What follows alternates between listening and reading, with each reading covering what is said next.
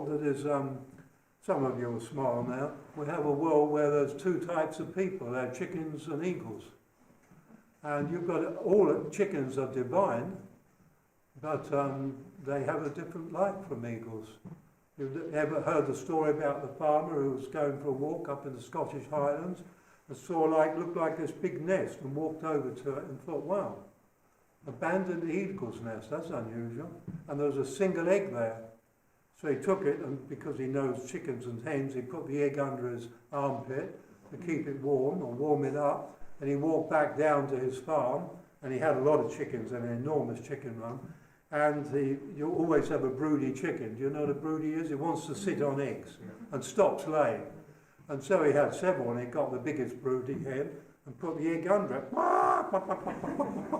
I liked it, settled down, and sat there for a week or so. And then one day the little egg hatches. It was well on the way, and it hatches. And she gets up, and the little eagle looks up at her and sort of tries, and impresses on the chicken. So the little eagle's a chicken, except he doesn't look much like one. He's got big claws, and so he watches chickens and does what chickens do. They scrape the ground, he scratches the ground. They pick up seed, that's a problem. He's got a bent beak. Yeah. You know, so he has to sort of scrape it up and scrape it up. Anyway, he sort of grows up a bit and gets a bit older, and life's a bit of a struggle. He's got really short legs. He has to hop better than he can walk, and can't scrape up stuff very well. And so he's a little bit puzzled by life. All the others, it seemed to be easy for them. And one day he's outside, and this is Scotland. First day there was no clouds, clear sky. He's about 3 or 4 months old, and he looks up in the air. Wow, what is that out there? Space. He's never seen anything like that. Then he looks, does a double look. Up in the sky, high in the sky, is this great golden bird. Wow, what's that? And so he goes over to the rooster. Hey, Dad, what's that, Dad? Be quiet, son. Dad, what's that up there? Be quiet, son, I'm busy. Dad, what's that up there? So the rooster looks up there. Oh, he says, that's an eagle, that is. Well, Dad, what's an eagle? Well, an eagle is a king of birds, son. They fly high in the sky.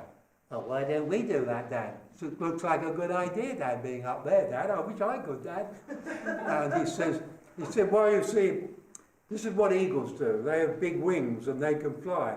But Dad, what are these? What are these things? What are these on my back? What are they? You've got some, Dad. What are they? Oh, well, these are chicken wings, son. These are meant to keep the rain off our backs when we walk along. We don't fly with these, son. It just keeps our backs dry and warm. Well, Dad, supposing we tried flying, I mean, couldn't we fly? No, son, sorry. We're not eagles, we're chickens. And so the little eagle went away and moped and got very miserable and died.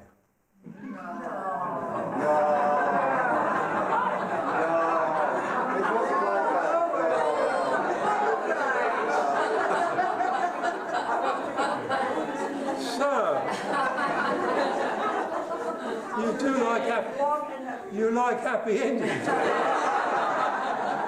You know what sort of stories they write. Okay, so the little chicken wandered away, and he thought, so what do I do about this? And so he thought, I know, I'm going to get all my mates, and we're going to go over in the corner of the chicken run, and we're going to learn to fly. That's what we're going to do. And so they went over the corner of the chicken run, took quite a big corner, and there they stand, clapping their wings. Oh, God. And at night they're on the perch, oh, my wings hurt. And all the hens like, what stupid things, you stupid. You shouldn't do that. We don't do that. Sort of like that. You've got to get the language. And so the little chicken, the little eagle keeps persisting with this, and one by one the others just drop away. I don't think I'm ever going to get off the ground, they say.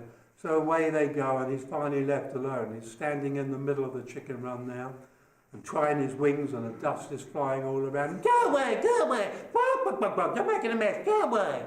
And so he goes back to the corner, And he keeps practicing and practicing and practicing. Months go by. Oh God, his wings, every joint hurts.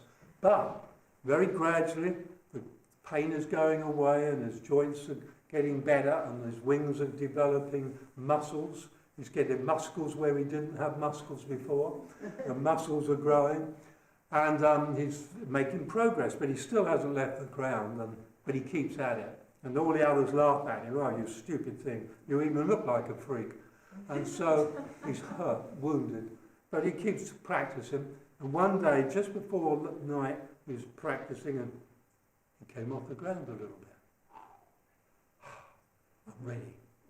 So that night he makes his plans. I'll go into the bedroom with all the others in our perches, and I'm going to get up really early. I don't care if I don't go to sleep. I'm going to get up really, really early before the rooster. I'm going to stand up on the roof and I'm going to flap my wings so I've got no ground in the way, and I'm going to go for it. So really early in the morning he gets up and creeps up onto the top, very carefully across the top. He stands on the ridge of the chicken house and he starts flapping his wings and flapping his wings and flapping his wings and flapping his wings, and he's going faster and faster, and suddenly he's lifting off the ground, lifting off the chicken run, and he's going faster and faster, and suddenly an ancient knowing clicks in. Slower beat, greater lift. And he slows his wings down, and suddenly now he's lifting. He's lifting, and as he lifts up in there, you're a naughty girl, as he lifts up in there, as he lifts higher and higher, the rooster comes out to do his early morning cock-a-doodle-doo. And he comes up on the top and he looks, puts his head back, cock-a-doodle, there's an eagle, there's an eagle. And he goes hurtling back, and the little eagle, I'm an eagle? Is that what I am? Oh, great. And so he beats his wings and he starts to lift, and the warm sun is coming up and the thermals are beginning to gently rise, and he lifts on the thermals of truth, and he goes higher and higher, and suddenly he gets a shock. He nearly falls out of the air. He can see outside the chicken run. The chicken run was the whole world. And now there's something outside the chicken run. There's a greater reality out there. And he looks at it, wow, I want to see more. So he keeps beating his wings and goes higher and higher. And suddenly there's a voice over the top. Come on, son, I've been waiting for you for months, watching you kicking up the dust. Come on, son, join me. And he looks up, there's the great golden eagle. And he realizes, wow, that's my dad. And he's so happy. And together the two golden eagles fly up into the rising sun.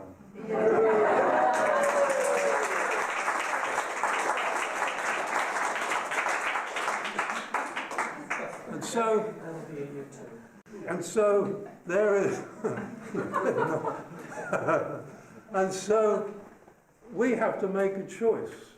Are you going to fly with eagles or scratch with chickens? Now, there's no judgment here, but there's discernment. Chickens are scratching the ground looking for the last bits of grain. They are just as divine as eagles. But eagles fly high and get a greater view of life. Simply a metaphor. They see further and they see this greater view of life. Some of them are idiot enough to come down and teach chickens to fly. They even made a movie about it. Chicken Run. You didn't see it. And what do you think the name of the one who came to save all the chickens and teach them to fly? Guess what his name was? Mr. Rhodes. Seriously. If you saw it, he was a Rhode Island Red, so he was Mr. Rhodes. And when I saw this, I thought, hang it, somebody's having a joke with me. This must be set up. I couldn't believe what I was watching. Anyway, and so you cannot fly with chickens. They don't fly. And if a lot of your friends are chickens, are looking at what they want and the negative life, you've got to make a choice often. You've got to fly with your own type. And if you want to fly with eagles, then you mix with eagles. And generally speaking, as you start to flap your wings and start to fly higher, those chickens will condemn you and move away from you. I don't have chickens in my life. And I don't turn anybody away from my life, but they just don't, they're not attracted to Carolyn and I at home. I often say to her with a laugh, if I died at home, there wouldn't be anybody at the funeral hardly. Maybe if I died in Europe, there might be a few around. But at home, you know, we've got some friends, but they're all people who are learning to fly, and to fly as high as they can go. And so be aware, you know, who you're mixing with, what the conversation is. Is the conversation lifting or is it lowering?